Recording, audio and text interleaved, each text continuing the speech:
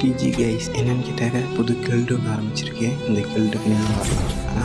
வராத இருந்தால் கமெண்ட்டில் உங்களோட யூஐடியை கமெண்ட் பண்ணி வைங்க. இன்வைட் பண்ணுறேன். நீங்கள் அந்த டைம் ஃப்ரெண்ட் ரிக்வெஸ்ட் கூட பார்ட்டிசிபேட் பண்ணுங்கள். அப்புறம் நான் கில்டுக்கு இன்வைட் பண்ணியிருக்கிறேன். அது மட்டும் இல்லை, கில்டுக்கு ரூல்ஸ் அந்தளவுக்கு பெருசாக நீங்கள் விளையாண்டாலே போதும். நீங்கள் பெரிய பிளேயர்ஸாக இருக்கணும், சும்மா சாதாரணமான பிளேயர்ஸ் இருக்கணும். அது 3 பிளேயராக தான் பரவாயில்ல.